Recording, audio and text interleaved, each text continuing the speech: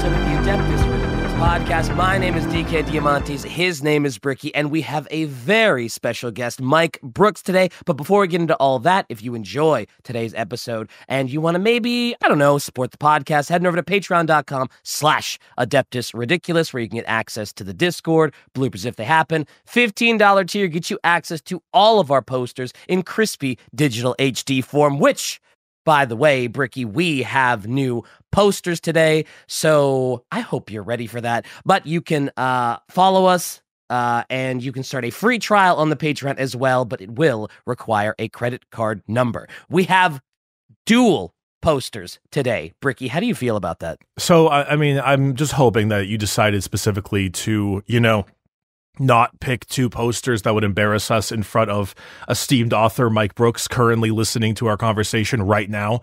However, apparently Shy states that there are...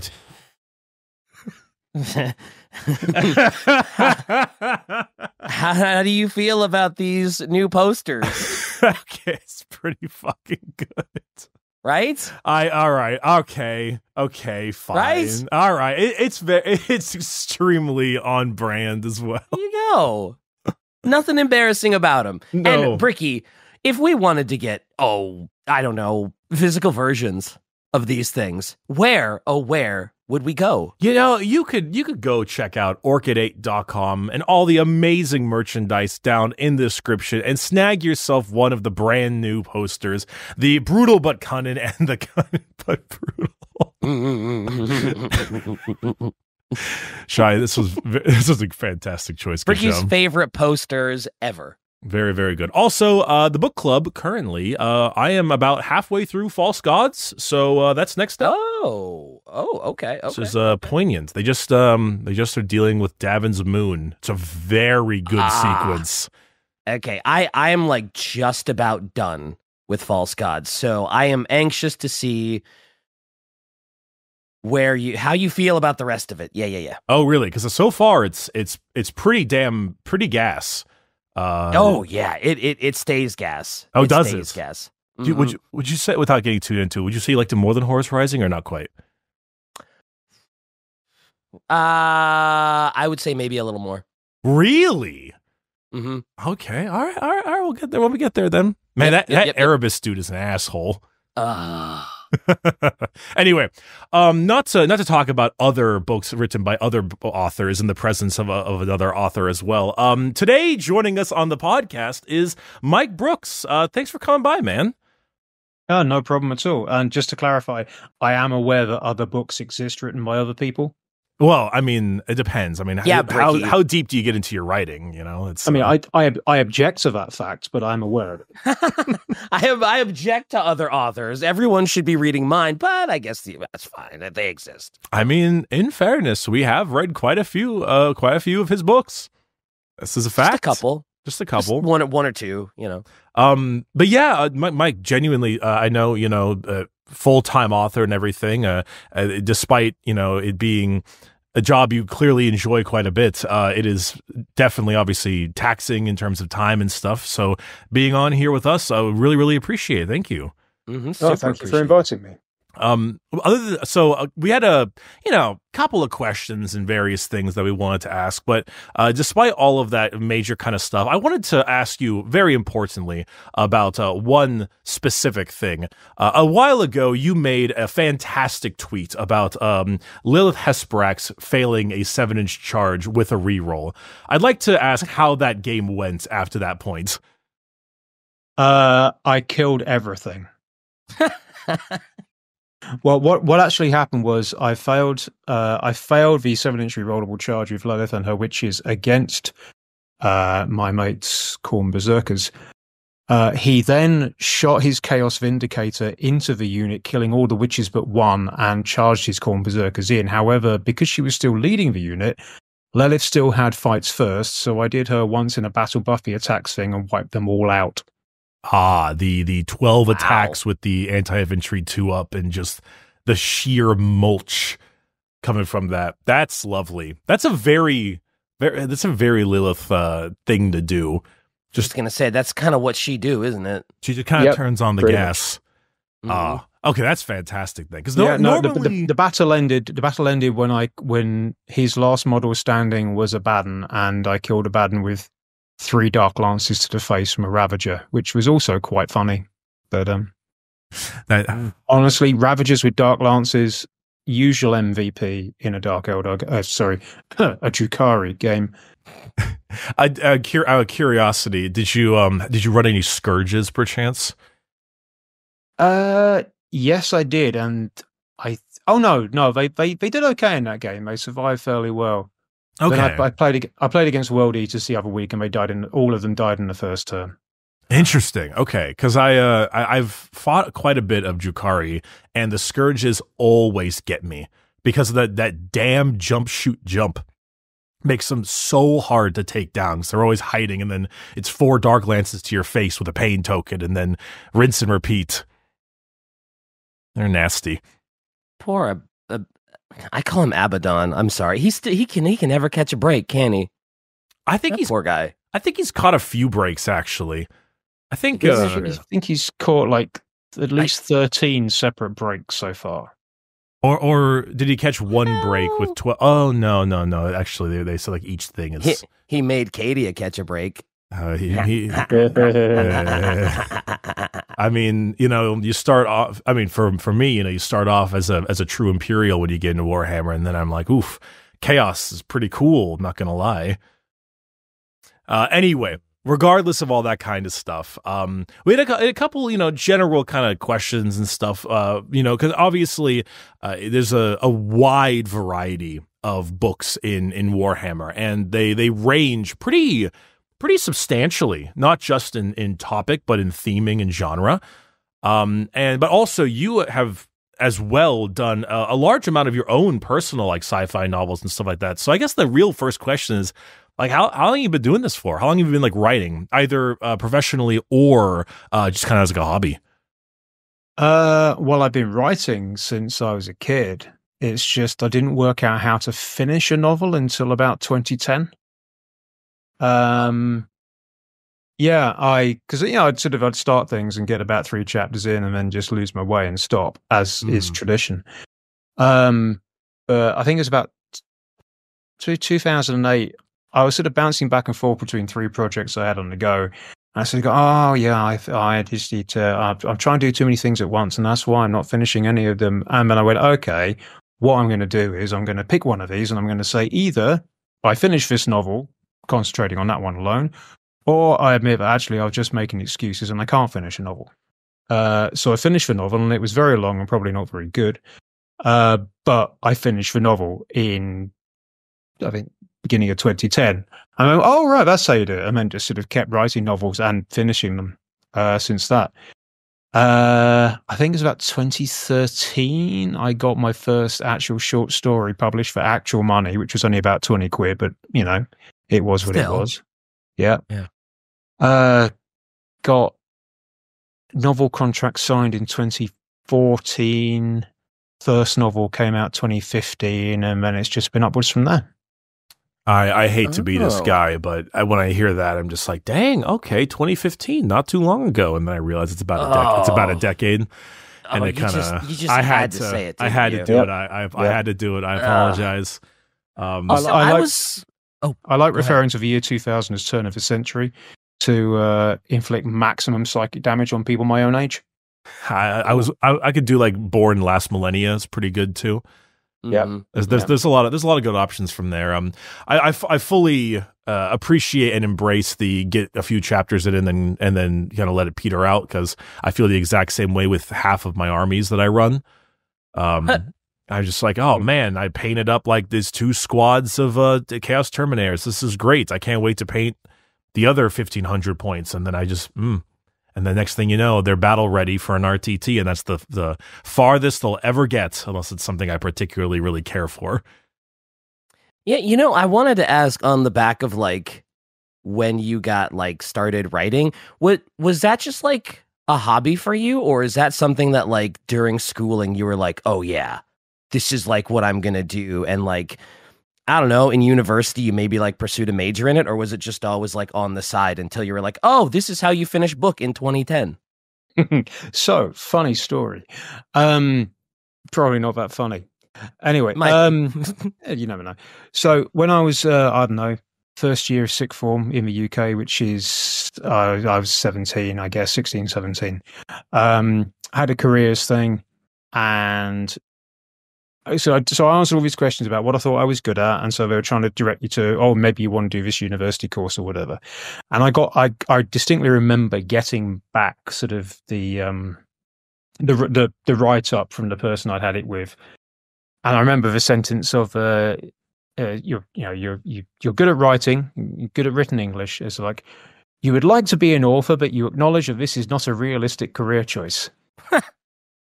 Which just shows that 16-year-old meaning, fuck all. Yeah. It was not ambitious enough. No, so what I thought I was going to do, I thought I was going to be a journalist, because that involves writing, and seemed like a slightly more realistic career choice. Went to university, did a degree in communication studies. Don't ask me what it was. I've still got no idea. I mean, it was a lot of different things, all vaguely bundled together under one heading, so they can go, yeah, that's definitely a course. Yeah. That's a legitimate qualification. Oh, Knock yeah, yourselves out. totally. Yeah. No, it's a degree. Hey, we got out of college. Yeah, you know. Yeah, we got elements of like psychology and linguistics and a bunch of whole sorts of stuff. I did one module on like popular horror and stuff. It was quite interesting. There was a creative writing module. I did that.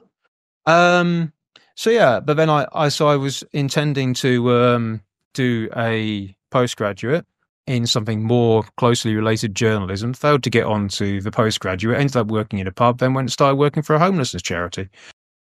And then sort of, a number of years later, kind of got into writing as a sort of hobby that I then started putting myself out there for, and eventually got lucky. I'm sorry. I'm getting flashbacks to literally myself 10 years ago. And arguably almost any other content creator I know of here's what I was originally going to do. Here's how it didn't work out. Here's this cool thing I decided to try for fun. And now it's my job. It's just it's literally me. Yep. Such a cycle. I wanted to do firefighting myself. And then when I was an EMT, I was making YouTube videos to pass the time. And next thing you know, League of Legends, popular game, if you ever heard of it, helped a lot with that. Ironically, I have literally a creative writing degree, and I just never used it. I got out of college, had to take care of my grandparents, didn't really have much time to do writing on the side, fell into YouTube. Here we are. It really is the cycle, isn't it? Mm-hmm. It moves from there. I guess that's kind of okay. I'm sorry. This is not one of the questions, but I have to ask. What's the name of the cat? What? The cat. Your cat on your shoulder. The cat. What? Oh, the name. There's a cat on his shoulder. Oh, the name is what? No, I have no idea what you're talking about. You have in your picture on Discord. There is a cat. Oh my. Right. Okay. No, you're gonna have to give me a lot more context than that. I thought you were hitting me with a who's on first type thing. 1 meter tall profile picture that I set about 4 years ago. Oh my! I couldn't see the picture. I was like, "What is he talking about?" I was like, "Mike, I'm right there with you. Who? What cat? What cat is there? Where's the picture of the cat? What is going on right now?" I saw the cat. I want to know the name of the cat. That cat is called Nimbus. Nimbus. Okay. Sick. Because she's grey and white and makes a sound like thunderclouds when she's moving around. No, seriously, this cat is tiny, but it appears that she doesn't know how to cat. Like, stealth is not a thing. She just stamps everywhere. She makes as much noise moving around this house as a human does. Now, granted, this house is 100 years old and the floorboards are a bit creaky, but still.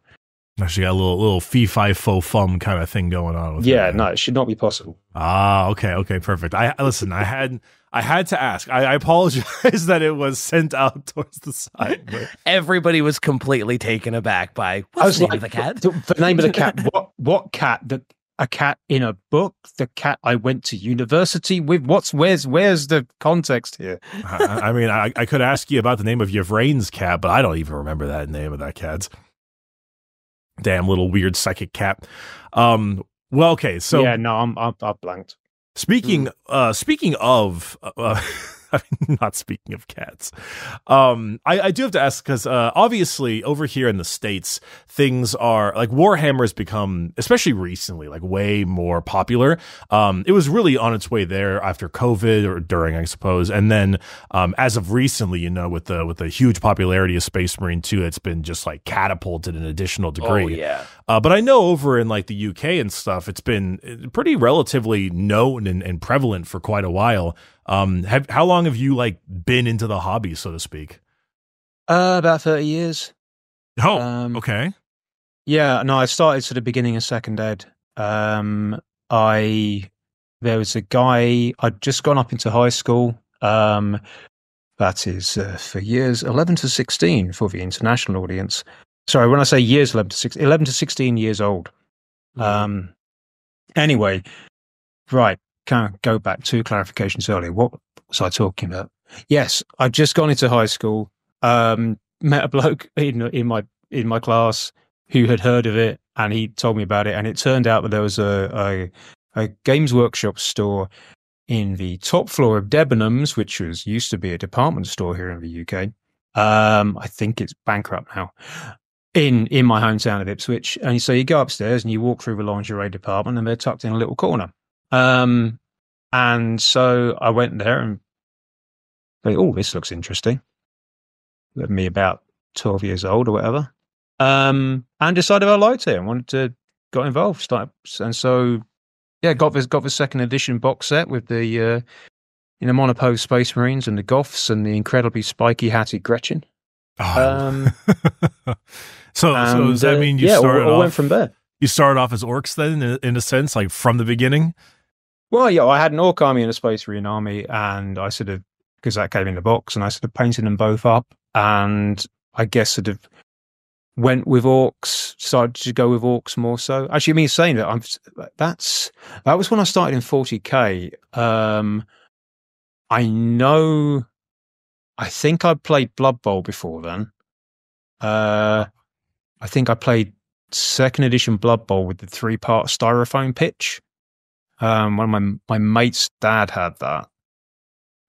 So I played that. And I'd also played Space Crusade at one point. Oh, man. Okay, yeah, we're going back a little bit. Yeah.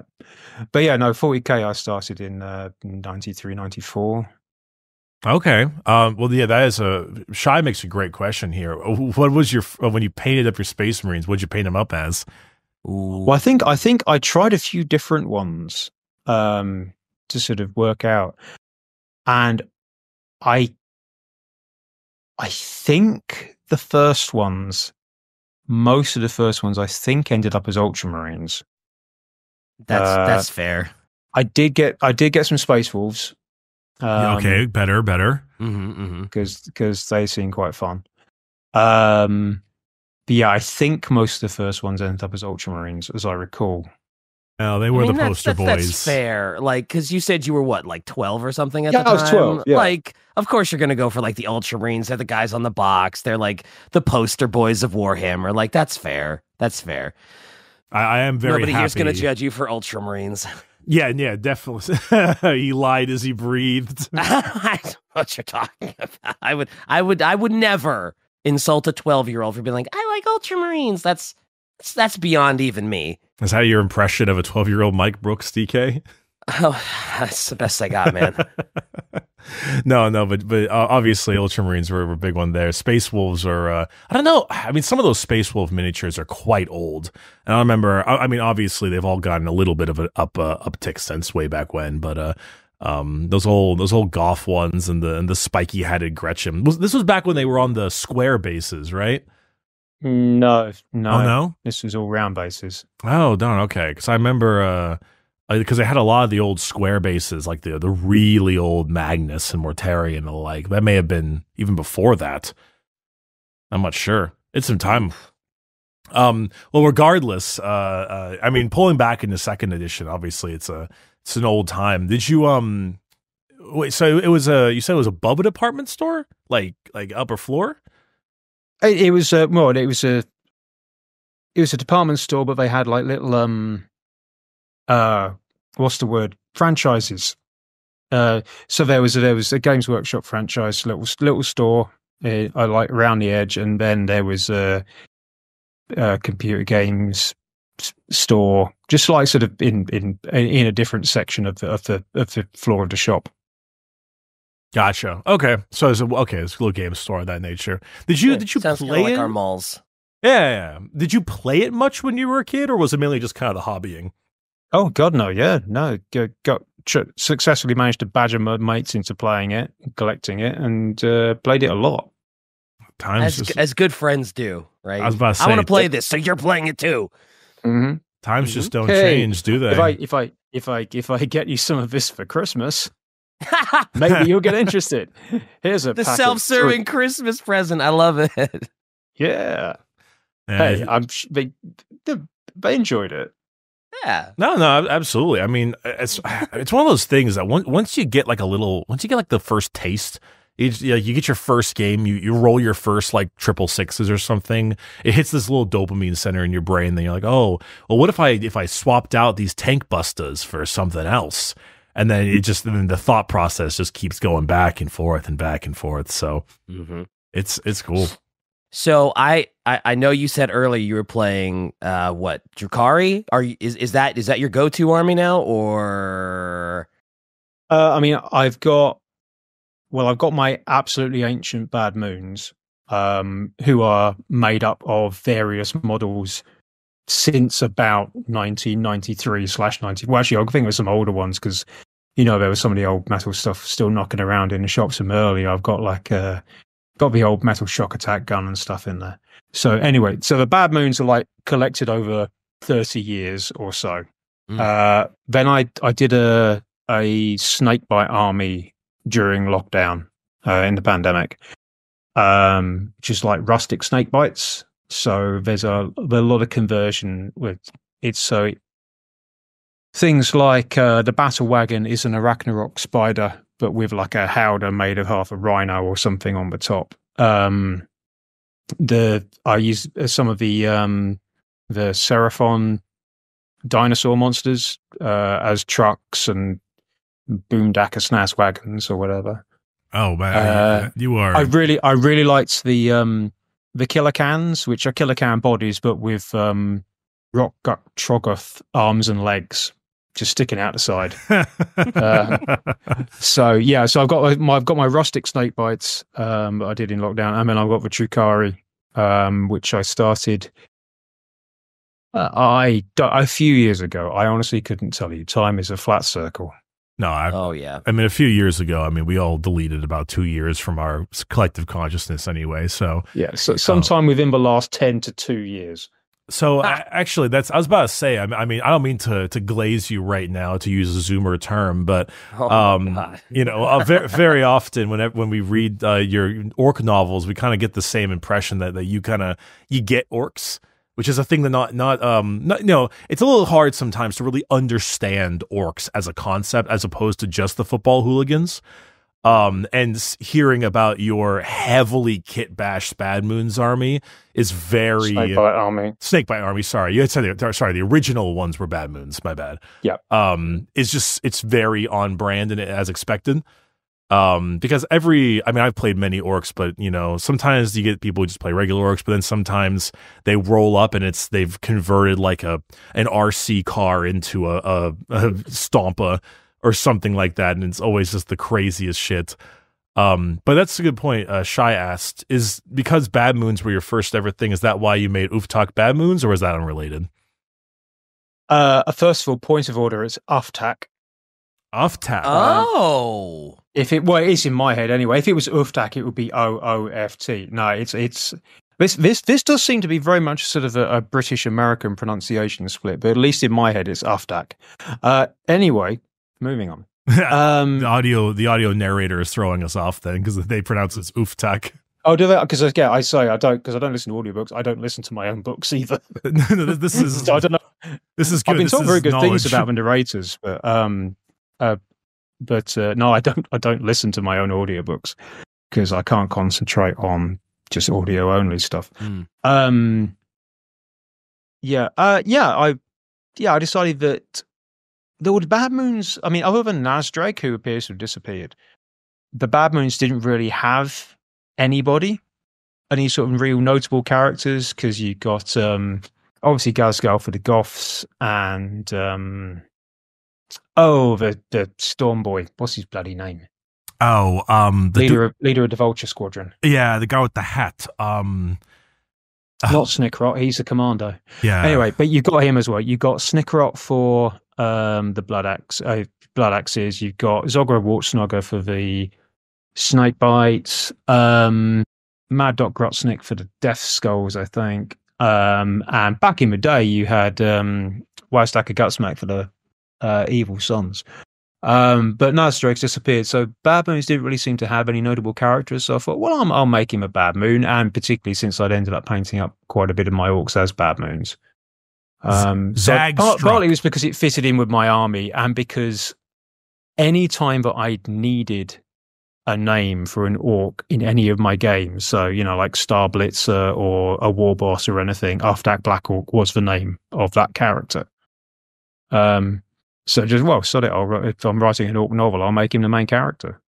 All right, that makes sense. Great. No, it's good. We've all grown to really enjoy him. I actually have the model all built up. Not painted quite yet, obviously, but because I'm bad at that. But all built up and everything on this on the side, and it's a pretty good, faithful model there. I like him a lot. You got Princess and everything, and the huge gun and the snaz ammo. It's solid. Yeah, no, I'm really happy with the model. It looks fantastic. We've all been Princess.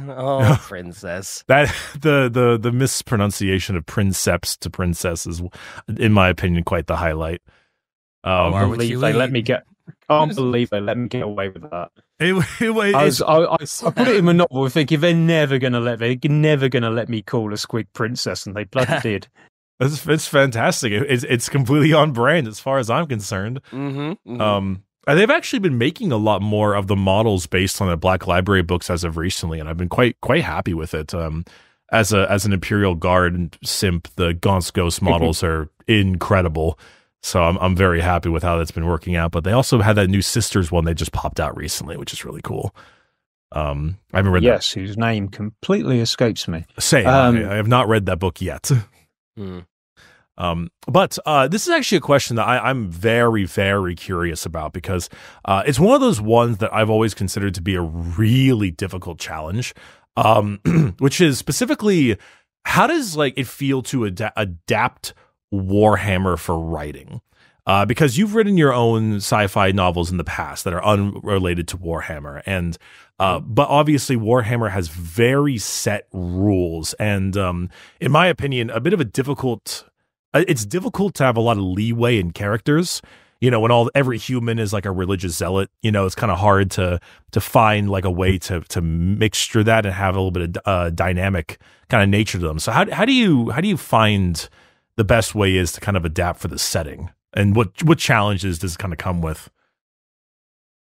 I think it's a double-edged sword, really, of the challenges of writing, I guess, for any intellectual properties like Warhammer compared to writing for your own stuff. Because on the one hand, you are more boxed in, because there are certain things that I can't do. That if I try to do, the editors would tell me, no, this doesn't work. It doesn't work for our setting. You can't have that. You've generally got to fit things within the established parameters. You can make some stuff up, but there's a lot of stuff you can't make. You've got to go, this has to fit broadly into the recognized characteristics of the pre-existing setting. Whereas if I'm writing my own stuff, I can make everything up from scratch. But the advantage is that so much of the world building has already been done for you.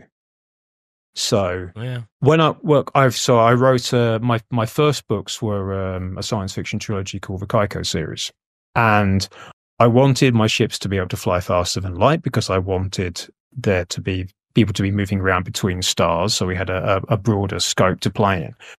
But I was trying to think of some way that felt satisfactory to me to do that. And I looked through various, I didn't want it just to be like sort of Star Wars, hyperdrive, go, non-scientific bullshit. And I came up with something called the Alpharius drive, which is about sort of warping space-time, so it compresses it in front of a ship and expands it behind it, so you theoretically can go faster than light without breaking the laws of relativity. And I looked it up, and it's sort of like, oh yeah, NASA are looking into this. And it's like, if NASA are looking into it, I'm prepared to say, okay, well, maybe in 500 years they worked it out. Sure. I'll use that. That sounds, it's like Alpharius drive, yeah. It's like vaguely plausible. It's not been completely discounted. So, okay, well, I'll use that. Whereas for 40K, how do they fly faster than light? They fly through hell. Literally. It doesn't have to make sense. It doesn't have to make sense to me. That's the established thing in the setting, and I just have to use it. I don't have to make up any of the weapons. I don't have to make up like the factions and stuff. It's all done. Because I've been playing it for 30 years, it's very much sit down, plug and play. Off I just go. So although there are some challenges around some constraints in the setting, as an author, that is definitely made up for by the fact that so much of the hard work that I would normally be sitting down and doing, coming up with a setting, coming up with the background, coming up with all this stuff, I don't have to do because it's already there. I just have to fill in a few bits that maybe aren't quite there, and maybe the thing that I'm writing is exploring one of those, let's say, less explored corners. And so, but I've got the broad basis, and I just need to fill in a few of the details that maybe we haven't seen yet. Interesting. That is super interesting. Yeah, because a lot of the hard work, like you said, is like trying to like actually make a plausible world with like plausible stuff, and 40K already has that all established. So yeah, well, but partly they already have it established, and partly it's not plausible. But it doesn't matter. Because it's already established, Because it's like, this is. I mean, the 40K universe is absolute nonsense. Yeah, but that doesn't matter because it's established in the canon of like this is how it is. So like you don't. If someone came down and came up with the modern 40K universe from scratch as a setting for like just like a novel series or something. Rather than what it is, which is the background to a wargaming system, which has then been developed out of that. Because there's various weird things and like potential inconsistencies and stuff that comes from that. Because it's originally a wargaming background, it's not a sort of a brick by brick built everything entirely logical setting for a fiction series. So yeah, some things. Is because, I don't know, Rick Priestley in 1988 went, yeah, we'll do that. That sounds fun. And it didn't really make a great deal of sense, but everyone's just run with it since. And that's absolutely fine because that's how it works. And sometimes there is a thing of you sit down and you go, oh, hang on, this actually does not, how am I going to make this rational when I'm trying to write a novel? Which is, it's challenging and also sometimes fun.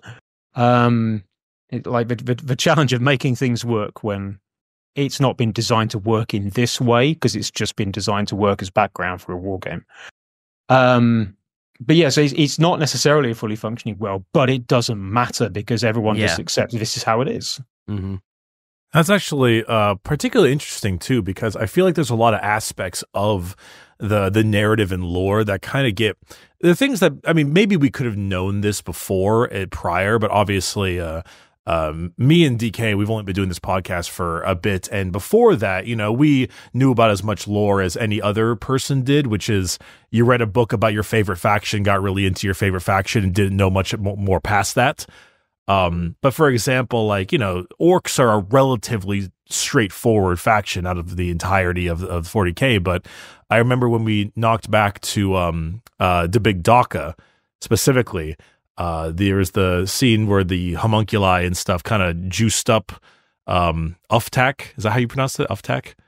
Uptake, yeah. Yeah, juiced him up, and he became really, really smart in the jail cell. And that was something that none of us actually really knew could happen.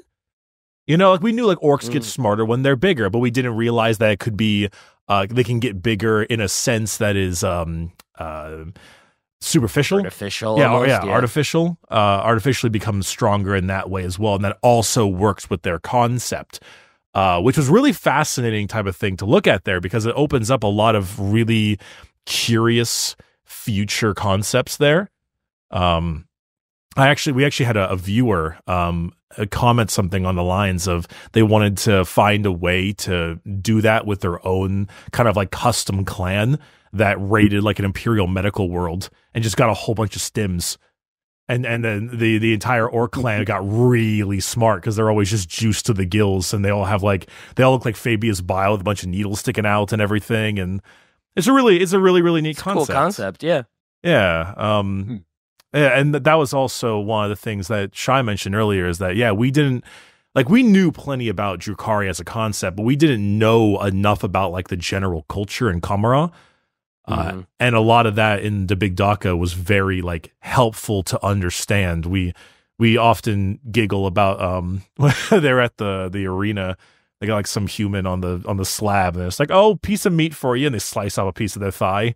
It's just really over the top, charcuterie board or something. Yeah, it's really funny though in like this horrible way, but it doesn't, like as you said, it doesn't really have to like be. It's taken so seriously, even though it's so farcical. It's great. Mm-hmm. But I'm actually a little bit curious. Do you have any, like, when it comes to all the world is already set and done, the usual type of thing there, is there anything that you run into difficulties when it comes to making characters specifically in your books? I don't think so. Really? I mean, it's a boring answer, but it's not anything I can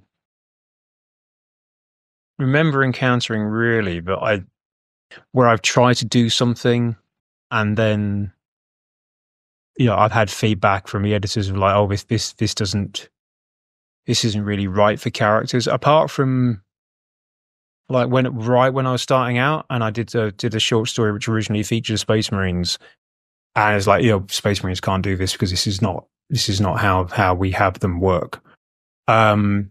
But I don't really write Space Marines. I write humans, which of various sorts, which can be. They all exist within the setting of the Imperium. So they all view the Emperor as God and whatnot, unless they're Chaos cultists. But they're still humans. They've got the range of human behaviors. Orcs. I mean, you can have an orc do most things because orcs are weird and impulsive and they follow their own desires. And, they might get massively interested in a very specific thing. So you can have an orc being interested in things or having a specific way of doing things if that's what fits the plot. I guess the challenge with the Drukhari was about this is a society that is absolutely awful, and is known to be absolutely awful. And it was just a case of how do I make inter-character relationships work here? Because this Kamara's been going for 10,000 years or something. So it's obviously working somehow on some level. It hasn't just completely fallen apart. Mm-hmm. So there must be something functional within this massively dysfunctional place that allows them to not just knife each other all the time. And so that was an interesting thing of trying to work out how you could have Drukhari managing to coexist while still being self-centered, backstabbing bastards. But it's a fun dynamic to create, honestly. How do you make a society in pure, like, in not quite anarchy, but close to? Yeah. You got to have trust in the distrust. Honor among thieves. Exactly right. It's a case of like interests that align for now. You make yourself important or valuable to other people, other Drukhari, so that you can be fairly certain that your interests align for now, and you're well aware that may change at some point, and then you'll have to watch out for them. But at the moment, you're like, we'll gang up to stab this one, or prevent them from stabbing us. And it's like it's a culture of coexistence, born out of self-interest. So I do have to ask this because I'm very, very curious as well. Favorite? Okay, so I'm not sure if you read many of your compatriots' Warhammer books as well, or if you mainly read like non-Warhammer stuff, or a little bit of both. I am a little bit curious if you have a particular favorite book from both / either, because I have my own personal favorite book from an outside of a Warhammer perspective, because I read way too much Stephen King growing up. But I also have my favorite Warhammer book because naturally, as a lore podcast and everything like that. So I'm curious what your picks might be in that. Ooh. That is, I mean, I find it absolutely impossible to say this is my favorite something, pretty much. So I can certainly say things that I like, things that I enjoy. I did think Echoes of Eternity, I had Echoes of Eternity down as certainly one of the best books of the year that it came out. I remember saying that. I thought Echoes of Eternity was really good. Is that the Defense of Eternity Gate with Sanguinius? Yeah. A buddy of mine is a huge Blood Angels fan. He was just gushing about that book recently. Yeah, he was so into it. No, I mean Aaron's great. His writing is fantastic. Agreed. I've not yet read a book by Aaron that I have not thought was brilliant. Did you read the Night Lord books? Yep. Big fan of them. Yes. Read those as partially as research for doing the Huron novel, because he turns up in those. Oh yeah, he does, doesn't he? Blood Reaver. Right. Yeah, he's like a secondary character in those. Yeah, those are my favorite 40k books of the Night Lord trilogy. Absolutely. Yeah, no, I do really like the Night Lord trilogy as well. I mean, I like other stuff that's not written by Aaron. But I do remember thinking that Echoes of Eternity was one of the best novels that I'd read that year, like just period, not just 40k novels, but just novels in general. Books in general. Okay. Oh yeah. No, I thought it was absolutely fantastic. Okay. It was massively evocative. I mean, in terms of non-40k stuff, I mean, there's so many. So one of the things of becoming an author, and I guess also being an author in more general sci-fi and fantasy circles as well as just 40k, is I go to conventions and stuff, and I meet other authors, and then I become friends with other authors, and then my friends release books, and then I have to get all my friends' books and read them because they're my friends, and also they sound really cool. And so I just have this massive list of stuff that I've read that's all great. I think I'm just going to list some stuff at you now. No, please go ahead. Yeah. This is all about you, buddy. Like, list them. Tasha Series Burning Kingdoms series. I think it's about to be completed with the third novel in the trilogy. That's great. C.L. Clarke's Magic of the Lost trilogy, which is sort of not exactly flintlock fantasy, but I think there are definitely guns involved, as I recall. I think there's guns. Yes, yeah, definitely guns involved. Sort of colonial, fighting back against colonialism fantasy. That's something that's been great in the last couple of years. Yeah, there's too much. There's too much to pick out, really. I could literally list a whole bunch of great things I've read recently just by people I know personally, let alone anyone else. Which is a fantastic condition to be in. Yeah, having too much good stuff to read because you know too many good authors. That's not a bad problem to have. Yeah. All right, this has solidified my want to go read Echoes of Eternity now. Book club just got changed. Completely changed. Well, I mean, like, when I was a kid, my mom would always be like, hey, you got to go ahead and continue to read all of these kinds of books, because she grew up reading all kinds of books. And in doing so, I read a ton of Stephen King stuff growing up. So I got really, really into like character writing for the most part, obviously, because, you know, a lot of Stephen King books are some kind of human condition thing wrapped in something paranormal of some kind. You know, Shining is about like, you know, domestic abuse, and It is coming of age, etc. I have not read The Dark Tower yet, Shy. That was I know. I mainly read all the horror stuff from way back when, like Pet Sematary, Cujo, Christine, so on. But it's on the list, I know. But it's always kind of fun, because it's one of the reasons why I actually find GW stuff to be so interesting, is because most of the time, you know, you read like, how do I say this?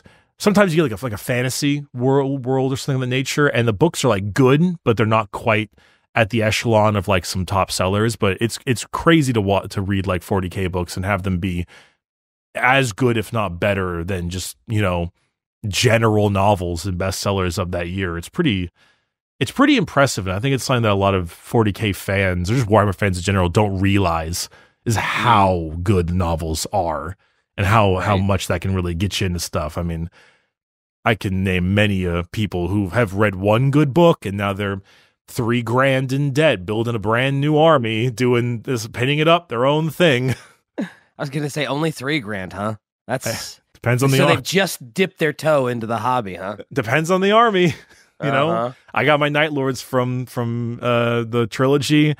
And then, you know, I got some people who read Watchers of the Throne, got into Custodes. It's always one. You know, I was just trying to think, now that you mention it, like, what other like hobby franchise has like as prolific of a library for their lore as like Warhammer does? Star Wars does pretty well, doesn't it? They don't do bad, but like, I mean, we have a literal black library. There is a book that comes out like almost every month. It is a lot. It's kind of crazy. Like there's so much. Yeah, I mean, in terms of output, I don't think there's any other sort of franchise that has that level of output. Mm-hmm. They really move, and the quality is generally like solid to fantastic. Yeah, so it is impressive. Here's a more personal question. Which of your books did you enjoy to write the most?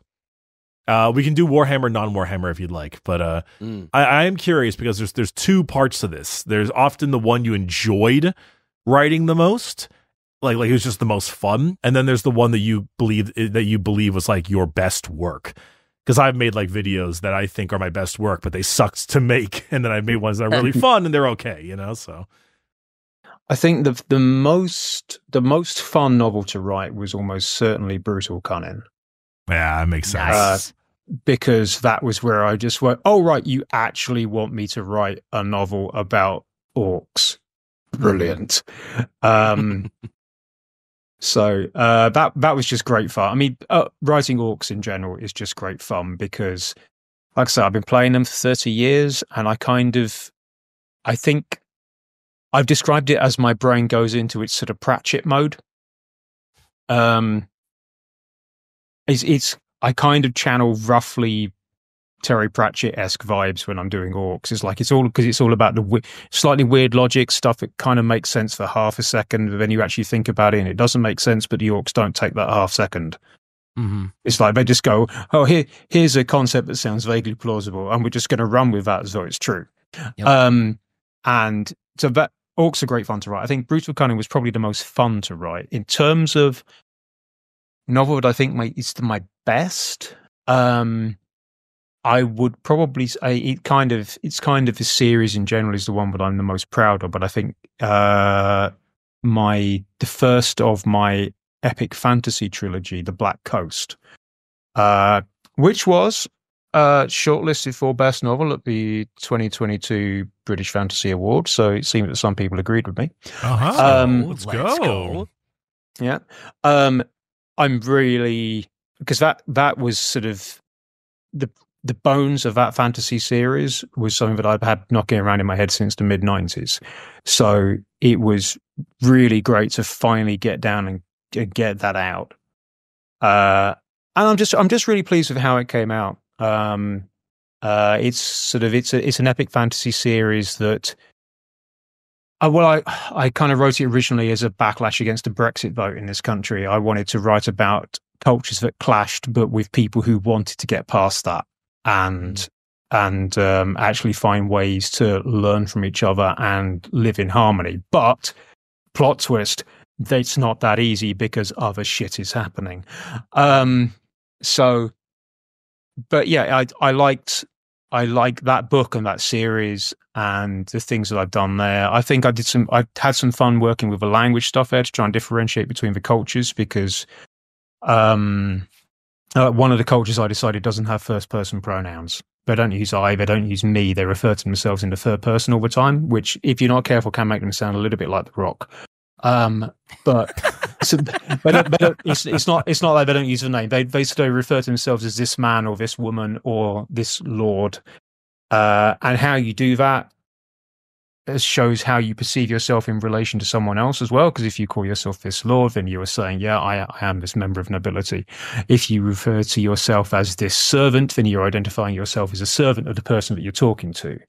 And so that's kind of how I wanted to get. This is how their society works. It's very much structured around your place in the society. So even the way you talk about yourself is related to your position in their society.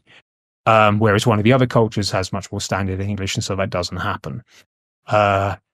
And which kind of fits the sort of divide between. There's another culture which has got like 5 different genders, and that's covered with. I signify that in the text with diacritics over the vowels and stuff like me and you and I. So it's like, so you'd for one of the genders, it's a certain sort of diacritic over the vowel, and for another gender, it's another one. So you can read it, and they're still saying I and me and you, but it's kind of identifying it as a tonal language on paper, which is a great way. I thought it was a great way of having this thing there of like this is something that you can pay attention to if you're bothered. But you don't have to learn lots of different words for I and me and you and the different genders, because they're just using those words. So I had a great deal. That was also a lot of fun coming up with that sort of stuff. But that's a series I'm probably most proud of. Also, they were bloody massive. Like sort of twice as long as a standard Black Library book, each one of them. Oh. See, a little more girthy, yeah. Yeah, oh no, they are full-on doorstops. That's fun. I mean, that's its own like. It's actually funny that you mentioned all that kind of individualized stuff, because when we were talking about the difference in making a world with those kinds of things versus having it all laid out for you, it kind of makes a little bit of it shows the disparity, right? Yeah. And as Shai was making the statement there earlier, yeah, often we recommend Brutal Kunnin as the first like kind of main orc book, because it's very, very orky. And we have often referenced the ending with Captain Badrook. It's a very funny ending. So yeah, we're really happy with how it turned out. Well, it makes sense though, because yeah, I guess you mentioned earlier the quote unquote getting away with calling the squig princess was something that you're a little surprised by. And there's a lot of moments like that in that book. We joke in the Big Daka sometimes about the boffin with his wheel and keeping the wheel when he has to hover around. It's good. Just in case. Just in case. Just in case. That came from Gorka Morka in the 90s. You familiar with Gorka Morka? No, Nope. Actually not. I mean, we're familiar with Gork and Mork, but I'm not. Okay, so Gorka Morka was an orc skirmish game in the 90s. It's kind of like they did Necromunda, and that had some following, and they went, okay, we'll do one with orcs. So Gorka Morka was a skirmish game with orcs. Getting into so you had some orcs and you had their trucks and you drove around, and you could upgrade your orcs because it's a skirmish game like Necromunda, or you could do things to heal injuries. And if your orc had a leg injury, then you could send into the Pain Boy, and he might come back with a gyro stabilized mono wheel, which meant that he now moved faster. And So I was like, oh yeah, no, that's I think that may have been a war gear card in for Orcs in second edition as well. Gyro stabilizer monowheel. Gave you an increased movement range. No, I mean, I started in seventh, yeah. Yeah, that's newbies. I know. So I think that again, that this idea of orc on a motorized singular wheel is something that's been kind of in the back of my head since the 90s. So like, yeah, I'm going to put the boffin on a wheel, but boffin on a wheel, and then boffin on a stabilizer, but keeping the wheel. Yeah. Can I just say, hearing someone call Bricky a newbie makes me feel like a little newborn baby. I was about to say I got my first miniatures about 12 years ago. I was like, oh, great night. This century. This century. Oh, wow. Oh, I'm old enough to remember when Dark Eldar weren't even a thing. Damn. That's a good point. I'm old enough to remember. I remember when Necrons turned up on the front of the White Dwarf. It's like, here's a metal man with a gun. It's like, ooh. Hey, I remember. Hang on. If he's metal, if he's made of metal, do I have to paint him? Hey. Yeah, you have to make it shiny or gray. You just put it on a base and let's go. Oh wait, no, that's right. Those were the old metal models. Mm-hmm, that's right. Just paint their eyes green, right? Yep. Job done. Yeah, what were we talking about? Oh yeah, Gorkamorka and stuff. Yeah, so yeah, I put the boffin on a gyro stabilized monowheel because that's been around for God knows how long. That's so funny. My buddy would play Necrons way back when I first started, and he had a couple of the metal models, but he mainly had those Gauss flares that had the giant like green tube pipe that would stick out of them, which to me felt ancient, but I know that might be we might all be dating ourselves a little bit here. Nah. So it's wild to me that 7th edition was like 12 years ago. Though granted, I mean, I first got exposed to Warhammer by going to a PC shack and playing Dawn of War with some buddies of mine. I don't know if you were ever a big video game person, Mike. Did you ever play any of those old games or? No, I don't think I've only Games Workshop related video game I've ever played has been Blood Bowl 2. Oh, interesting. Just never much of a gamer in general. Not a huge amount. Like I've got a couple of games that I just play, but no, I don't think I was really much of a computer gamer. It's like the time when stuff like that was coming out. Sure.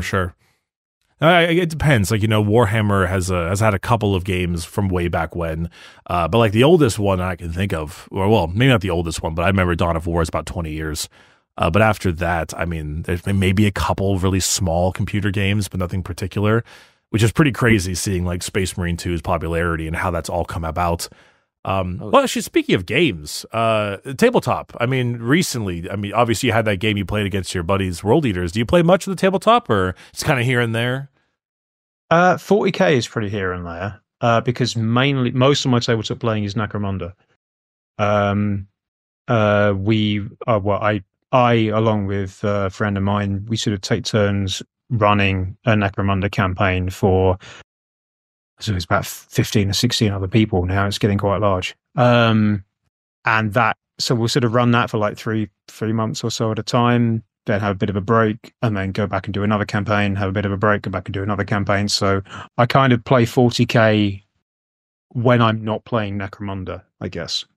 Interesting. Have you seen the new model that got revealed today for Necromunda? Oh, the Delac arm-eating worm. Yeah, this thing. Yeah, I saw that one on Twitter today too. No. Actually, to be fair, in the background of underneath the Discord, I can just see is my Necromunda group's Facebook group, where I have posted a picture of that model and tagged our resident Delac player, just saying I'm watching you. I know you're gonna get this. I mean, I gotta be honest, like Necromunda has been eating good lately with like the body horror they've been doing for a lot of their miniatures, but particularly this one threw my mind immediately back to the worst movie that scarred me as a child as bad as it did, and that was 2005's King Kong with Jack Black. That movie scarred you? The Because it worms. was The worm. The bug part, man. The bug part fucked me up. And this immediately reminds me of that thing. It's awful. Yeah, someone needs to give him a hand. I think he has a hand. I think he's losing it. Oh. This I'm sorry. I'm just thinking of the opening of Baldur's Gate 3 with like Gale. Is like, can I get a hand? You like high five his hand coming out of the worm. Not what I meant. I know, but it's pretty good. Yeah, no, it looks a lot of the Necromunda stuff is really, really fun. Which house do you play? Most of them at different times. Okay, do you have a favorite? Like that. Which one do you play? Yes. Pretty much, yeah. I've not played Van Saar yet.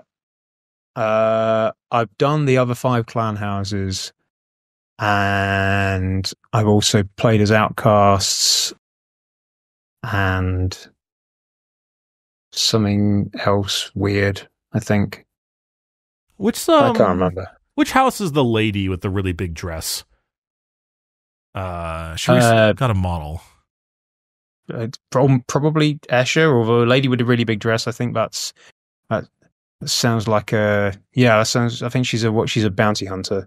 Damn. Okay, never mind then. I don't know very much about Necromunda personally. They always come out with some new minisers here and there, and my mind immediately goes to kit bashing. But then recently they had some like mouse strain, like GSC stuff, and some really weird new things. They actually did Delac had a bounty hunter. It's that dude with the Assassin's Creed knife blade on his arm. Master of Whispers, that's what it was. I think they actually maybe it was Necromunda, it may have been Horus Heresy. But it's like one of the new assassins. That was in the Assassinorum Kingmaker book. It's like the cyber hacking one. I forget the name. Yes, so do I. It's like just on the edge of my brain, but I can't remember. That wouldn't have been Necromunda. That would have been Horus Heresy. Heresy then. Vanus. To be fair, I think the important thing to remember is that every model is a Necromunda model. It's just some of them are mislabeled. It's the dryness, man. It takes me always like a half second to register. But I'm completely serious. hey, like that's orc. Anything from all across the Games Workshop range turns up in our campaigns as a Necromunda model, just like kit bashed to hell. It's great. I mean, my last gang was Cawdor, and that was made up of some Cawdor bits, some stuff from Scions of the Flame from Warcry, and some stuff from the Corvus what's names also from Warcry, probably. Because Cawdor have this thing where like they've got like sheen birds as their pets. And so I wanted a bunch of people with like bird masks, and then the Scions of the Flame are all on fire, and Cawdor, and particularly Redemption is like fire. So I just mashed the whole lot up into a gang with elements of all three, and then used a Fusel Major on Ogre War bloke, but just took the Fusel Major off and made that into a Stig Shambler for them. You just kit bash the hell out of everything. I put it on a Necromunda table and it looks fine. I mean, I feel like the orc community is in good hands. Kit bash the hell out of damn everything is a very orc related concept. I mean, everything is an orc model that has not yet been looted, right? Yeah. Mm-hmm. I'll never, I'll never forget the deodorant stick Killicans. It's a classic, The what? Someone made an old Killican out of like a finished deodorant stick. They hit it with some primer and paint a face on it, and then bada bing. Okay. I miss the looted rules. I've got a looted Lehman Rust Demolisher in my old box from back when you could actually just take other vehicles and say, it's got an orc crew now. But that was like second ed stuff. Oh, yeah. I mean, and possibly since then. I kind of stopped playing at about 3rd edition and came back in 8th. Oh yeah. I always thought the funny orc thing was it pops up on Twitter every now and then. It's an orc that has like a cardboard cutout of a space marine in front of him to convince everyone that he's a space marine or there is a space marine in front of him. Yeah, the commando. Have you seen the 2nd edition cardboard dreadnought? No, I have not. Okay, so in the 2nd edition box set, you had 40 Gretchen, 20 Goths, and a cardboard dreadnought. It's just a flat bit of cardboard with a dreadnought picture on it, because it was like, well, we're not going to give you a dreadnought in the starter box because we're still making dreadnoughts out of metal. There you go. Sky's just put it. Oh no, Bricky's put it. There you go. They both did. We got it. Right. Okay. So, but what people who've been able to get their hands on the cardboard dreadnought, these have now sort of started running them in games as dreadnoughts, but like modeled with various grots behind the cardboard, like working the engine that makes it walk forward, so it looks like it's a dreadnought to the enemy, but there's actually just grots behind it. Do it all Wizard of Oz-ing it. Oh, I think I found it. Oh, I think this is the post. Oh, that's fantastic. Yeah, no, I've actually seen one of them on the table at Warhammer World in person. It's just amazing. Oh, I know. I really wish I still had my 2nd edition cardboard dreadnought, but I think I must have thrown it away at some point, thinking, well, I'm not using this now. I didn't notice the plasma hole and the grot completely vaporized from the angles up. Yeah, it's amazing stuff. It's amazing stuff. Oh, that's great. That's incredible. Orc players are the best. There's always something weird. I mean, yeah, Shy posted she had her looted Bane blade up top there. Yeah, no, that was cracking. Yeah, there's always something to break apart. I gotta find him. I have a buddy of mine. He goes by the name of $1 Billion Clown Farm. Sorry. Wow. I know. What a username. Holy. I know. He's a local guy, and he is just a hardcore orc guy. He goes absolutely insane. But some of his kit bashes are just absolutely wild. I need to find it because he has posted, or he made a little video of it for an APOC game that I played with him. But it's just this gigantic circular orc. Whoa. Ball. It's absolutely incredible. The dude has such a knack. He's one. I mean, every group has that painter who just kind of shows up with the craziest thing you've ever seen in your life. Shows up and shows off. Yeah. Well, I live next to Blizzard Entertainment, and a ton of game devs play 40K. And we got this one of the guys who was one of the head concept artists on Diablo. Got into Warhammer, and he wanted to get into Tyranids. And so he showed up to like an RTT with his first ever army of Tyranids, and it just like was triple as good as any of my armies ever could think about being. He had all of these like airbrush blending and dry brush techniques and everything. I just kind of looked at it and felt so depressed. And then you stomped his ass in game to show him who's really boss, right? I didn't get a chance to play him, but it's just like some people just have that knack, and when they put it into the right kit bashing opportunities, you can make some real damn art. Mm-hmm. So I live in Nottingham, so I know a variety of people who work at Games Workshop or have worked at Games Workshop. So yeah, when you're playing in campaigns or stuff against people who used to be painters for heavy metal.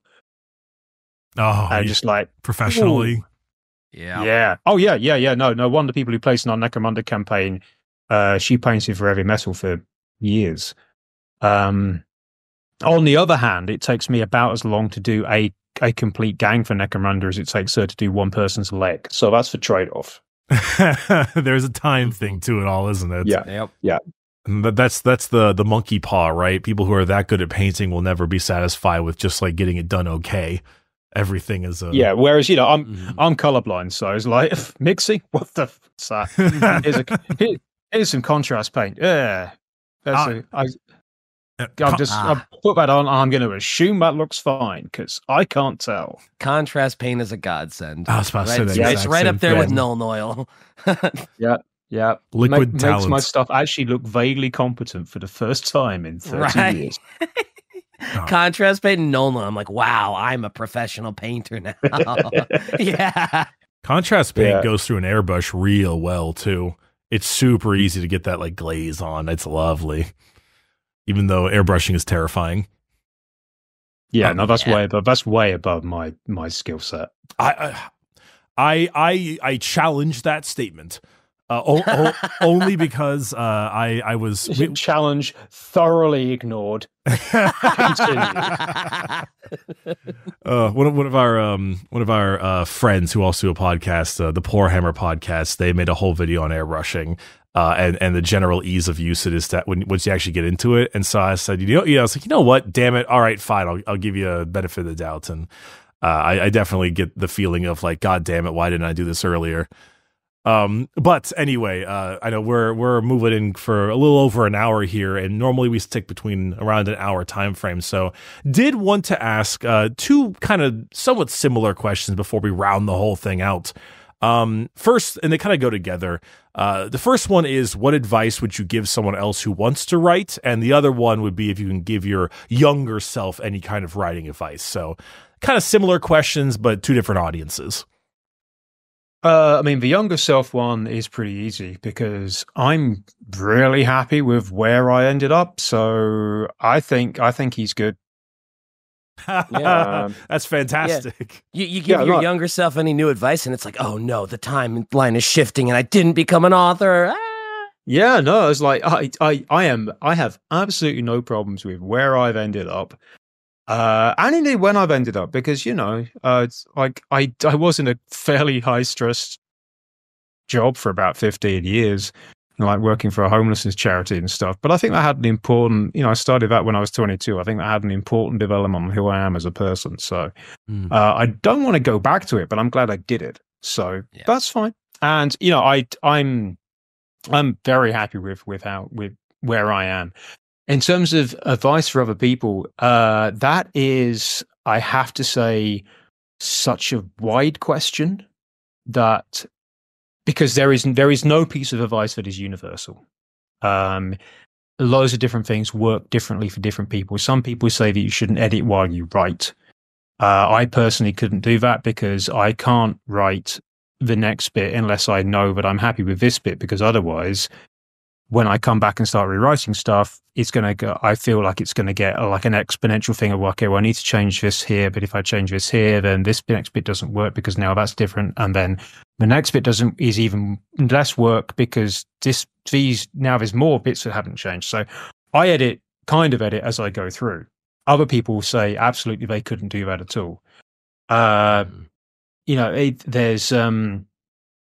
There is no piece of writing advice that works for everybody. You even get people, oh, you've got to write every day. No, you fucking don't. Because some people don't have the time, they don't have the mental bandwidth to write every day, and there's no point shaming people by saying, oh, you're not writing every day, you're not a writer. It's like, that's bullshit. The only thing I think you can probably say is don't be shy about putting yourself out there if you want to get record. I mean, if you just were writing for yourself, great. And if you're fine with that, absolutely fine. And absolutely no problem with that. If you're looking to get recognition or money or whatever, then don't be shy to put yourself out there. And I guess also be aware that although this is not how it should work, this is how the world does work, which is that networking is sadly very important. Yep. It's the example that I was given in these circumstances is quite a few years ago now. I was at an event in London, and I was talking to a couple of editors who knew who I was because I was friends with one of the authors that they were publishing, and they knew that I was an author. And so they're showing me this pamphlet that they've got. They're both female, which is relevant in a moment. They show me this pamphlet. It was like, oh, here are the authors we're publishing next year. And so they show me this pamphlet, and we look through them, and one of them, this suddenly just occurs to her while she's there, having had a glass of wine or something, looks at it and goes, we don't seem to be publishing any women. All that they're like sort of their releases for the next year, 8 releases, they're all male. We don't seem to be publishing any women. She turns around to my friend who's standing next to me and says, "Do you write at all?" Like, this is the commissioning editor for a fairly substantial sci-fi and fantasy publishing house, just asking someone whether they write because they happen to be standing next to someone that she knows is an author. And what my friend said was, "Well, no, I write children's comic book. I write and illustrate children's comic books." If my friend had said, "Yes, I've just finished an epic fantasy novel," this editor would probably have said, "Well, here's my email, send it over and I'll take a look." That's not just would have gotten them in the door. Yeah, that's not an offer of a contract for publishing, but that is, people would kill for that sort of opportunity. Yeah. And it's just because my friend was stood next to someone that these people knew was an author at this event. That's how it works. You can get through. I mean, the 2 major breakthroughs of my career, getting an agent and then getting to work for Games Workshop. Or sorry, getting to write as a freelancer for Games Workshop. I don't work for Games Workshop. Mm-hmm. Important clarification, legal distinction. Yeah. Both of those have come in part because of people that I knew. Like that same author who I was friends with is the one who put me in touch with the person who became my agent, as thanks for me giving him feedback on the novels that eventually got him his agent and then got him a book deal. I got to write for Games Workshop because I made a joke about to a friend of a friend who is now a friend who works for Games Workshop, because I live in Nottingham. I was playing games at Warhammer World. If you live in Nottingham and you're in the alternative music community, then you know people who work at Warhammer. That's just how it works. Hell yeah. Yeah, playing games with a friend of a friend, was making a joke of, "Oh, they don't want some random rising stories about orcs going around the galaxy blowing stuff up, do they?" And this guy who worked at Games Workshop looked at me and said, "Well, you're not a randomer. You're a published science fiction author. I'll ask." And it turned out that they did. Huh. And that was that. And they were actually like, "Yeah, we do. What are you talking about?" I mean, it wasn't just like that. It was a case of, okay, well, no, here's a short story outline. Yeah. Let's see what you can do. But that was the thing that opened the door. You don't be shy about putting yourself out there. Don't be pushy. Don't be pushy. Oh yeah. But don't be scared to show your work, because and be aware that there is so much luck involved. It's a case of, does what you've got end up in front of the right person at the right time? If it doesn't, then you may not get anywhere, and that's not necessarily a reflection on the quality of your work. It's just you weren't lucky that time. Yep. You got to keep going, and be aware that meeting people in person can have outsized impacts on the opportunities that you get, and that's not the way that it should be, but it's the way that it is. I get that. I often, I mean, obviously, I feel like there's a lot of similarities that roll with that when it comes to, the online content creation world. I always feel like whenever I tell people, I say it's a lot like playing D&D and you're rolling a D20 check. You just keep rolling it over and over and over again. And, at the end of the day, there is a chance involved, but, you can always up it a little bit, give yourself advantage, add 2 to your roll. If you're make a good thumbnail, really do well in your video, like, once that luck arrives, you need to make sure that your shit's good, obviously. Yeah. But closed mouths don't get fed, as they say. Ooh, yo, you're hitting us with that profound shit. Hey, you never heard that one? You always have heard that one. You always have the dadisms. Okay. No, that's a new one on me. But closed mouths. I'm from a different country. Oh, that's true. I mean, I got a buddy of mine who grew up in Atlanta, and his dad was always like, "Scared money don't make none." That was also I've heard that one. Yeah, there's also that one. Well, yeah, no, I mean, I get it. More than anything, I feel like, and I imagine you'd agree, just consistency helps, especially. Just massively, yeah. Keep doing it, get a little better each time. And then when it hits, it hits. Also, hit deadlines. People like that. Yeah. Don't turn your shit in late. Yeah, for sure. No, absolutely. I feel like I do my best work when I have a deadline, honestly, or at least I get way more work done when I need to. A little bit of pressure, a little bit of a fire under your ass helps a bit. How do you make diamonds? How? Well, with pressure. Because on the coal. I've never heard that one before. All right.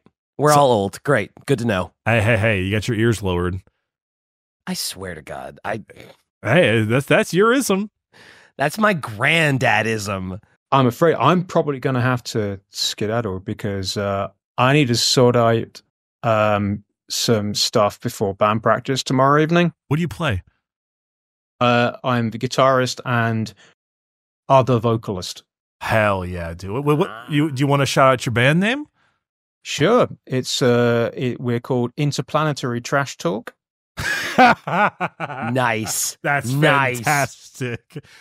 You can find our stuff on Bandcamp, and our latest single, Best Laid Plans, just got released, and that's on like streaming stuff like Spotify and Apple Music and everything. So yeah, if you want a bit of a punk band with a guy who writes for Warhammer in it, then yeah, you can check us out.